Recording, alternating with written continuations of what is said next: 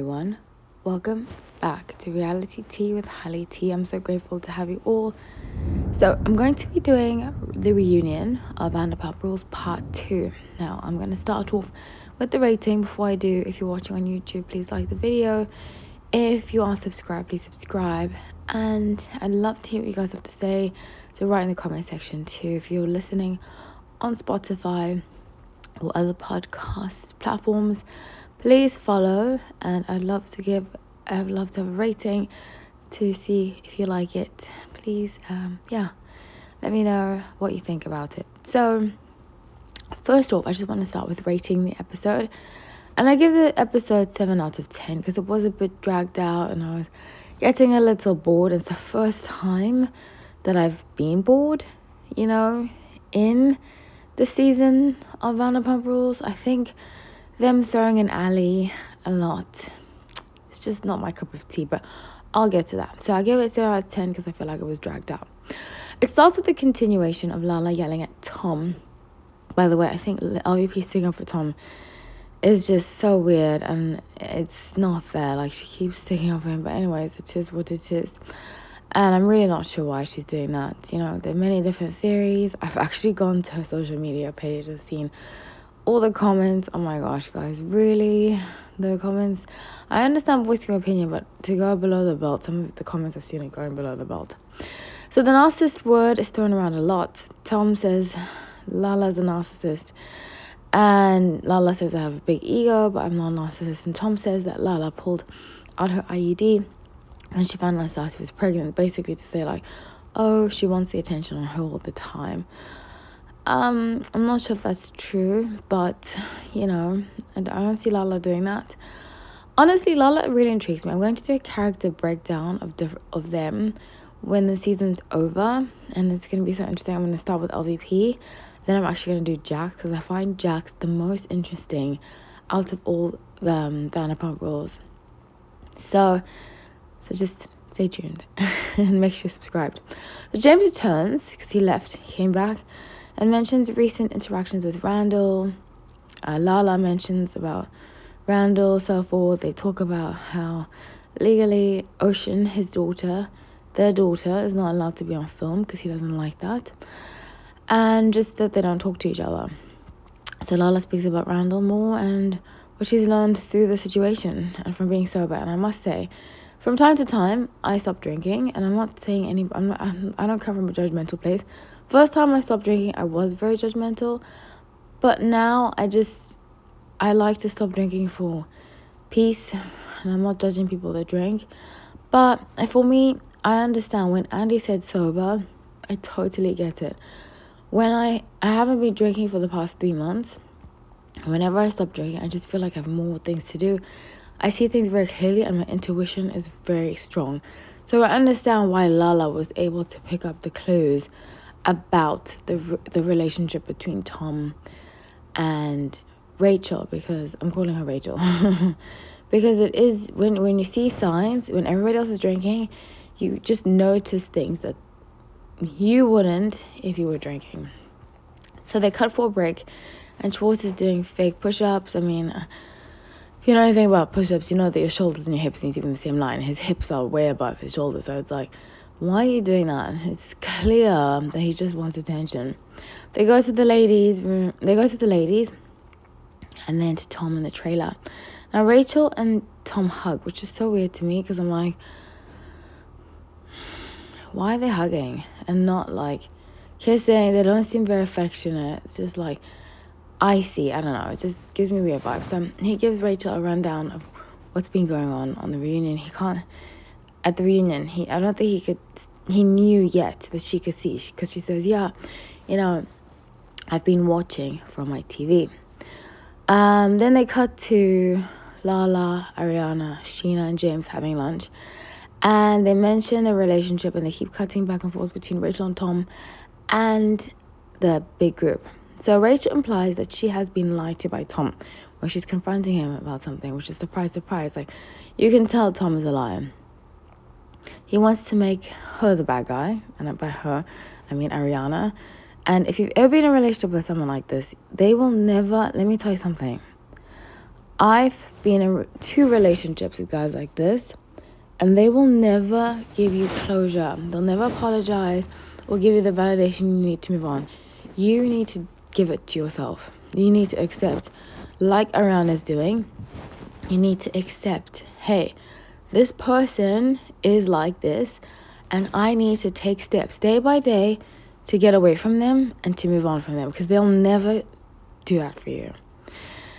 It's nice to see James being accepted, you know, when they're all hanging out, and like James is like eating with them and stuff, and I'm like, wow, James is finally being accepted, you know. And James is an Aquarius. I'll get more into that later, but it's just usually Aquarius. I'm an Aquarius too, but usually like not really, people don't really get us, you know. Sometimes we spend our lives like expecting to be accepted until we just like give up being accepted, you know.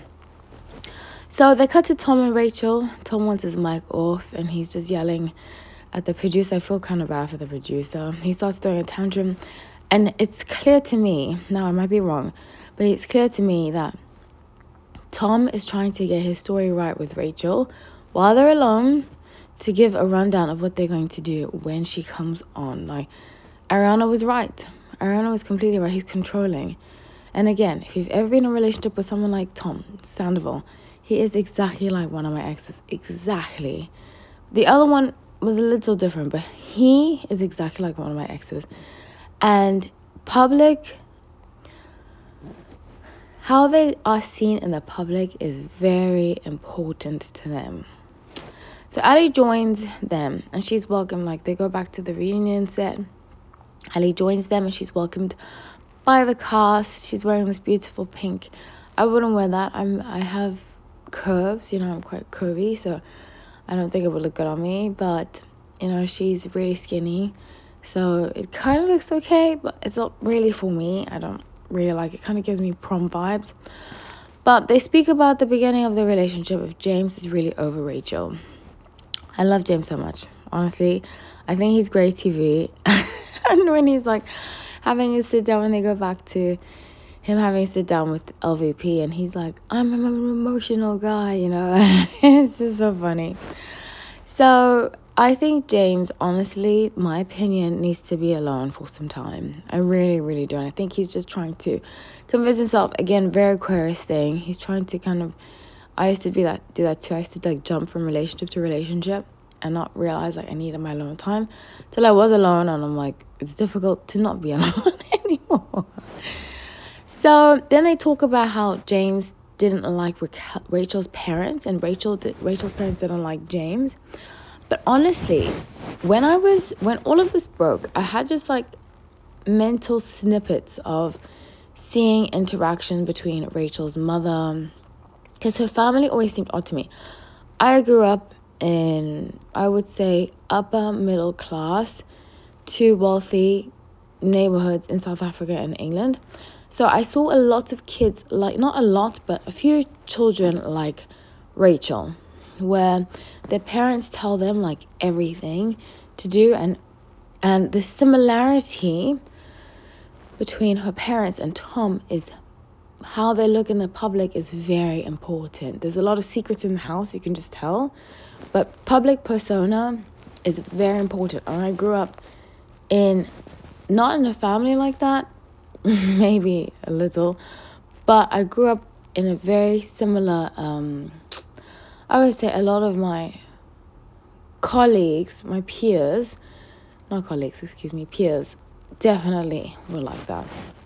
Where what they did, their parents would approve every single little thing that they did. If they didn't, they'd be in a lot of trouble, and it would like affect their trust funds and so forth and so forth. So I can sense that everything she does, she has to do for her parents. Otherwise, there's money on the line. That's just the energy I got from the seasons of watching her. And I've definitely seen some red flags about her parents. I think some of what James is saying is right, actually, about her parents. And the parent-child dynamic, I think she does mention this, she was adopted by her aunt. And I think in that she has abandonment issues, but she also has the golden child syndrome.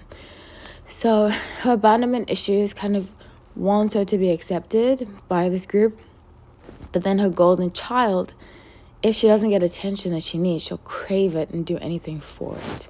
That's just what I get, So I always say this, James and Aquarius, I get him. I do think he's over Rachel, but doesn't like when people keep bringing it up. I think they bring it up a lot to kind of trigger him, and because James is easily triggered, which is something I think he needs to work on, because he's easily triggered, it like gets a reaction from him, and then they think, oh, he's not over her. But I do think he is over her. It's just bringing it constantly up is annoying him.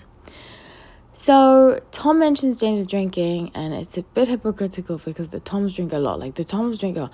I am like thinking these guys are 40 plus drinking like this. It's a little embarrassing. So James mentions being in therapy, and it feels like Andy is going on James, and like he expects a reaction from James because I think he gets it every year, and James needs to stop giving it to him. It makes good TV, but it's not making him look good. So they speak about Katie and how Tom downplays Katie's feelings, and he just makes her feel. If you've ever my ex is very similar to Sandoval, is kind of like Schwartz too. He was a Libra, and he would do that too. He would downplay a lot of my feelings. Schwartz is a Libra, this Tom that I'm talking about. Then they jump to Lala giving Ali advice, and Rachel giving Ali advice too about being with James and making James out to be like this big bad guy and so forth, which I don't think he is. I really don't.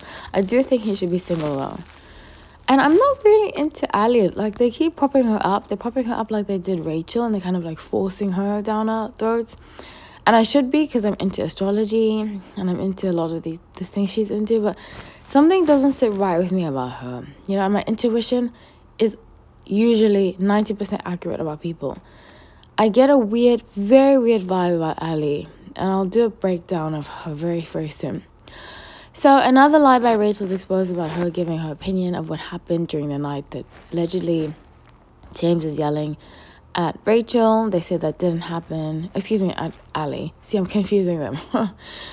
And yeah. So Sheena says she can't say anything about Rachel and allegedly punching her. Everyone else agrees that she didn't punch her, except Sandoval. He gives a long dramatic pause. Then he says he heard Sheena say that she punched her, which is clearly a lie, because nobody else says that. So Sheena says that Rachel and her will never be friends, and that Katie told her something was going on with Tom and Rachel. And Sheena confronted Ariana. Ariana said that nothing would have happened between them because she trusts them. And then they say they both pressed them, they both asked them, and they basically lied to them, and which is so messed up. And just goes to show, with guys like this, like Sandoval types, they want you under their control.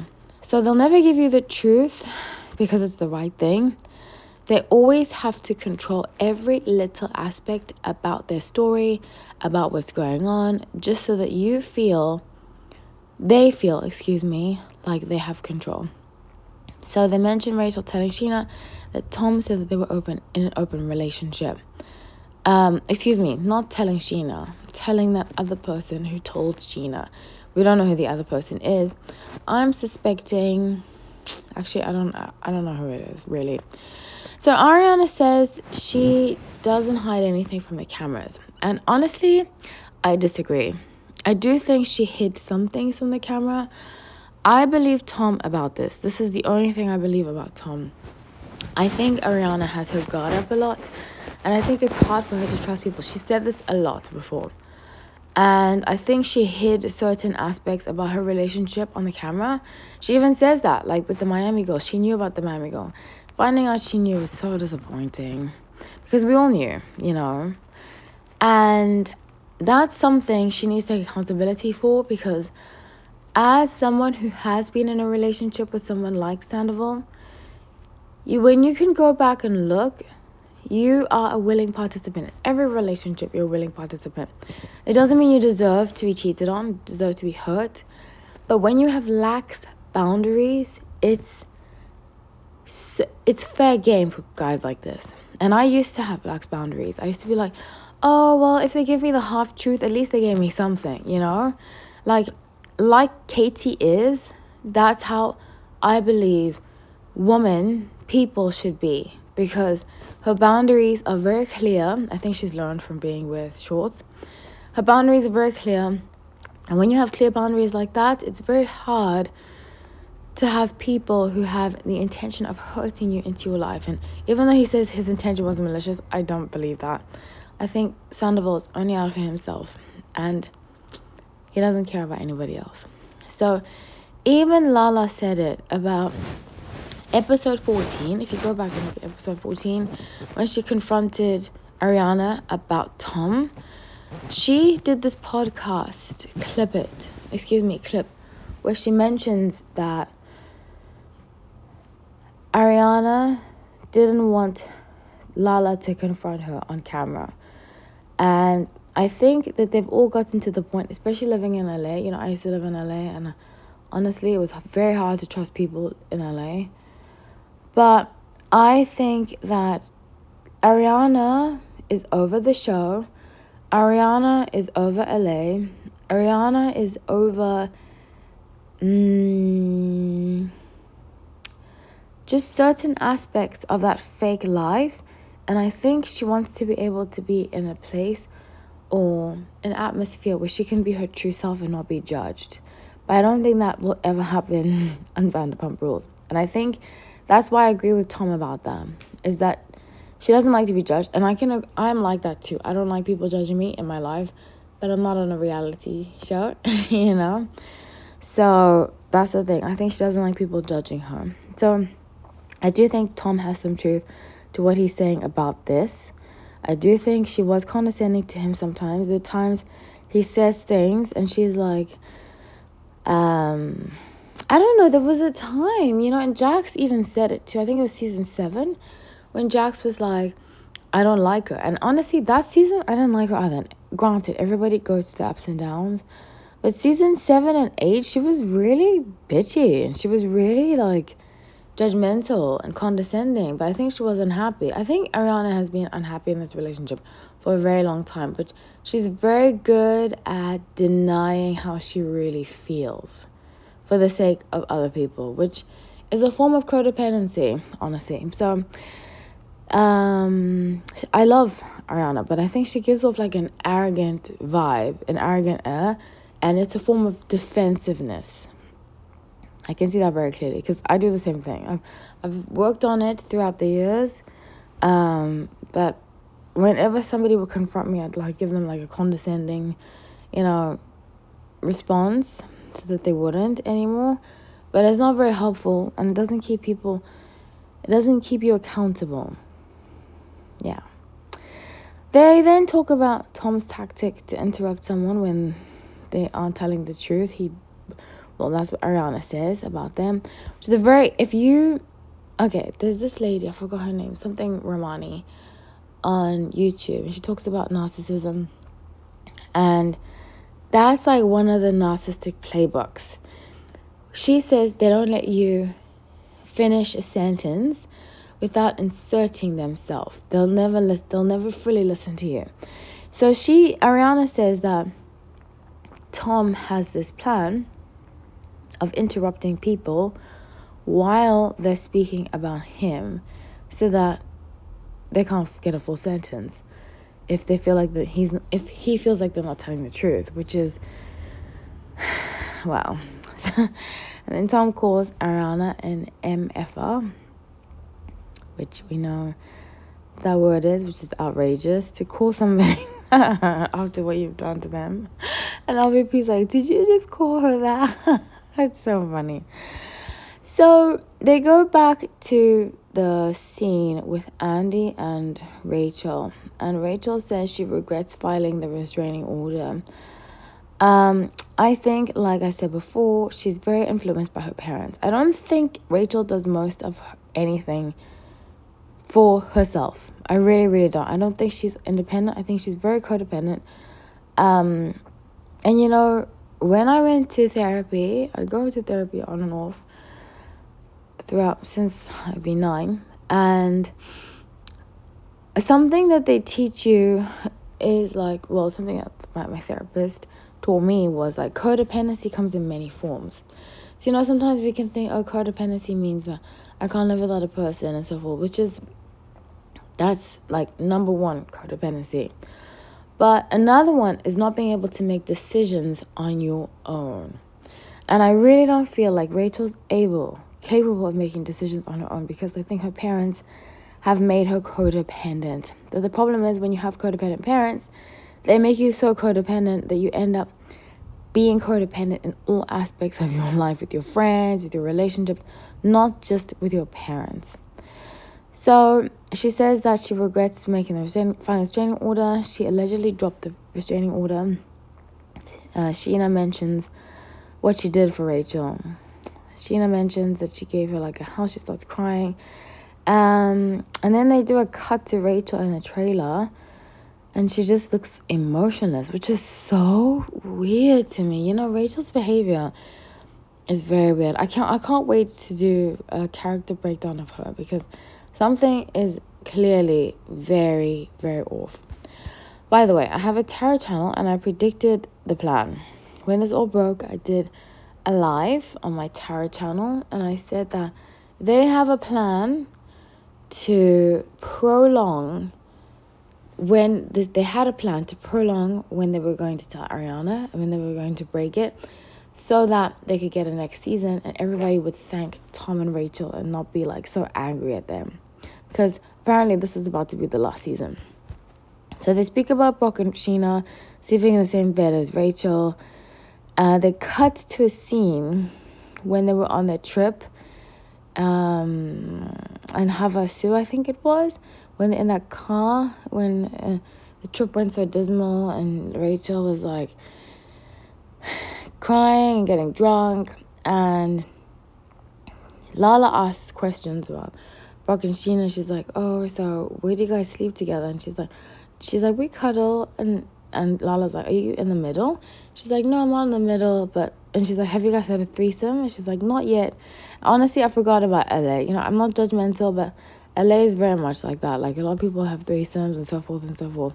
It's not for me. I'm not judging, but I'm not surprised if they did have one at some point and they're not telling the truth about that. And Sheena even says a while ago, Sheena said that sometimes she won't say something on air because it's not a safe space for that to be said. And I thought to myself, why are they on reality TV then, if that's the case? And I think it goes back to how I feel about Ariana not being completely fully open. I don't think her and Sheena are fully open about situations. I just don't. So Lala says it's a slippery slope, them all sleeping in the same bed together. And I wouldn't be surprised if something, like I said before, has happened between Sheena and Brock and Rachel. Please let me know in the comment section if you think something happened. So Sheena gives Andy a gold record of good as gold as they're about to conclude, and it's so cute. Well, not that they're about to conclude. Sheena's about to leave because of the restraining order. She can't be in the same 100 feet as Rachel. And it's so cute. That's almost so cute. It reminds me of 10 years ago? And now they did an Uber One commercial of it. I had it stuck in my head the other day. I was like, good as gold. And honestly, Sheena has she has some really lovely qualities about her. Not everything's black and white, and that's what I've had to realize about people. That there's a lot of nuance. I don't like Sheena, but I can see why someone would be friends with her. And she looks so great. She's the best dressed, I think. In the gold, with the gold shoes. She's the best dressed. So Rachel joins the cast. They ask Schwartz to move down a seat, and Ariana says that's not going to happen. So if you haven't seen the episode yet, Schwartz and Sandoval are next to each other, and they ask Schwartz to move a seat down so that Rachel can be next to Sandoval. But Ariana's like, no, that's not going to happen. Which is also very controlling. I get what she went through, but honestly, I don't think it's any of her business where Rachel sits, So they, like I've said before, I know girls like Rachel. They're controlled so deeply by their parents, and they never do anything for themselves. It's just for other people. It's very sad. I think she has a lot of healing to do, but I do think she is redeemable. I do think if she gets serious help, and if her parents get help too, because I think a lot of her issues stem from her parents and their codependency, heavy codependency. So Andy asked Rachel some questions. Andy's shocked that Rachel, and they go back to like their one-on-one sit down. Andy's shocked that Rachel believed that they would be together, and that they had the plan and so forth. He's like really genuinely shocked. Andy's so funny. So what you want about Andy? Andy's very good at the one-on-one sit down. He's a very good interviewer. He's a Gemini. Geminis are really good at pulling the truth from people, exposing the truth about people. And Rachel said Ariana seemed like she knew about the affair and hid it. Like I've said before, I really strongly feel like Ariana...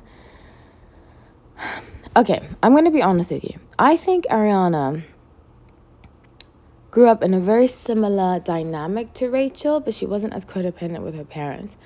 I think Ariana, her parents were all about image, because that's how these narcissistic people get you. It's about a facade. So if you can help them with the facade, they love you. And oftentimes people who've grown up in families that put on facades are great at helping the narcissist put on a facade of a relationship, if that makes any sense. So I feel like Ariana has a very similar dynamic with her parents, but I think because she has siblings and stuff, it's different. But definitely the facade and hiding things. And that makes her not willing to really look at things at face value. I don't think her parents were... all parents are human. But it's only when you see your parents fully for who they are, that's when you can see life. And you can see people. So I think she still has like a sheltered idea of who her parents were. And blinders on, heavy blinders, because honestly, the signs were all there, and she's like, no, I confronted him and he told me otherwise. And even if somebody does, it takes you have to be willing to not take what some people say as the truth, and I really wonder what the dynamic between her and her dad was. Because I feel like a lot of what Sandoval has, this is what I pick up. A lot of what Sandoval has, I think her dad might have had. Like the lying and so forth and so forth. And I don't know the guy, that's just what I pick up on. And that's something that she might want to go back and look at and really heal from. Because when you have the truth and then somebody tells you otherwise, you can't just go against the truth because somebody tells you otherwise. Like, you have to really look at the truth. So Rachel reveals how Tom and her plan to lying to Ariana, and Rachel says she's scared to face Ariana. So it ends with Short saying Xanax and Rachel walking in. So I'm really excited for next episode. I'm actually going to be watching the finale with a friend, and I'll record this after. But yeah, I'm really excited. This episode did drag out. I hope it doesn't drag out as much next week. And then I'll be doing my character breakdown, so stay tuned. Thank you so much, everybody, for listening, for watching. Take care. Have a wonderful rest of your week. Hello, everyone. Welcome back to Reality Tea with Holly T. I'm so grateful to have you all. So I'm going to be doing the reunion of Vanderpump Rules Part 2. Now, I'm going to start off with the rating. Before I do, if you're watching on YouTube, please like the video. If you aren't subscribed, please subscribe. And I'd love to hear what you guys have to say.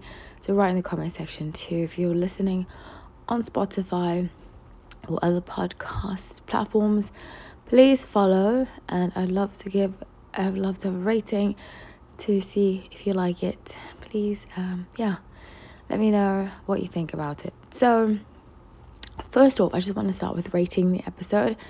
And I give the episode 7 out of 10 because it was a bit dragged out and I was getting a little bored. It's the first time that I've been bored, in this season of Vanderpump Rules. I think them throwing in Ali a lot, it's just not my cup of tea, but I'll get to that. So I give it 0 out of 10 because I feel like it was dragged out. It starts with the continuation of Lala yelling at Tom. By the way, I think LVP sticking up for Tom is just so weird, and